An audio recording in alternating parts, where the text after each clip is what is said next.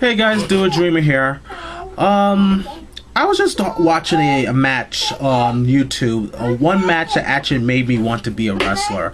And this particular match was the match between The Rock and Mankind for the WWE Championship in an I Quit match at Royal Rumble 99.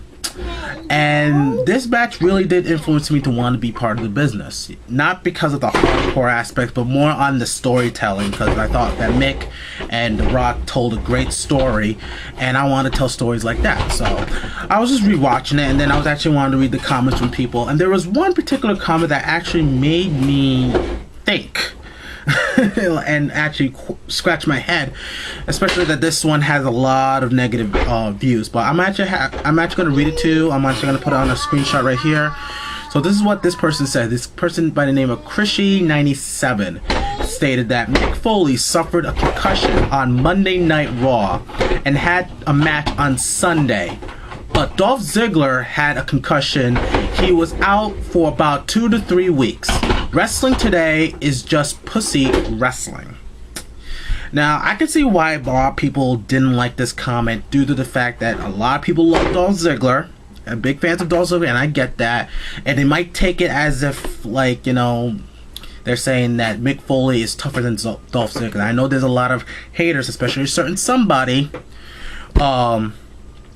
who doesn't like Mick Foley, and they think that this is blasphemous. But the way I took it is this, is that these fans who feels that the WWE is being pussified has to remember why they decide to do away with chair shots to the head and also like pile drivers and stuff like that, and actually giving a damn about the wrestlers who actually have concussions. Concussions are something that's not a thing to play around with.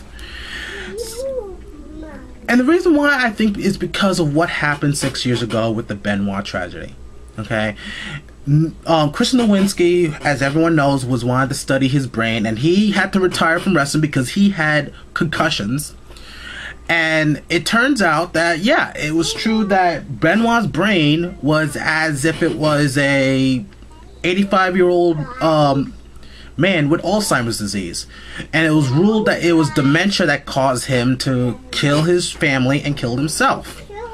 Now, since then, even though Vince McMahon was trying to dismiss that theory, he did took some steps into improving the health of his wrestlers. I mean, how many wrestlers have been getting neck injuries and stuff? I mean, Edge is gone, and now we have concussions up the wazoo. Dolph Ziggler was the champ, and he had the concussion, and he had to be out for 2 to 3 weeks. And right now, Fandango has a concussion. Now, is that bad of WWE for caring about their wrestlers? I don't find that to be a sinful thing. I don't find it to be pussifying at all. I find it to be... I want to talk to you.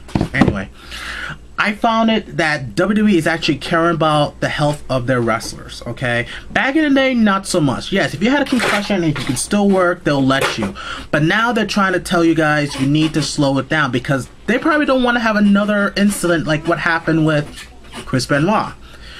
Having dementia, killing people and stuff like that, or even having a shortness of their career. Look what happened with Chris Nowinski.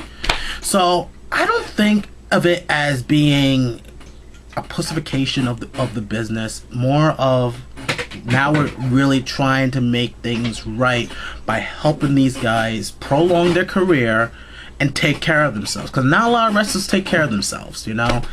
And that's why you see WWE not doing much of the chair shots to the head anymore. I mean, I, for one, took chair shots to the head unprotected, and they hurt like hell. Do I still do it?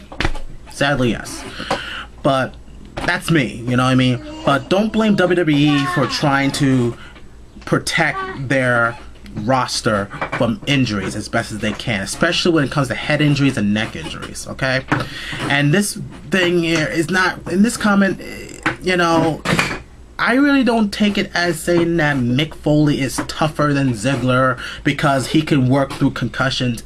Back then, it wasn't that big of an issue until now, ever since 6 years ago. So, don't blame the WWE for actually caring about their roster, okay? All right, so that's all I have to say about it. What do you guys think about this? Do you think the WWE is right for actually trying to regulate certain things so that way their wrestlers are healthy enough to continue working, so they won't get into like a hospital or have another tragedy? And do you guys think that Foley is tougher than Ziggler? You know, so I put that up there for a reason, because it is part of the topic. So comment down below, tell me what you think, and we'll see if one goes from there. All right, take care.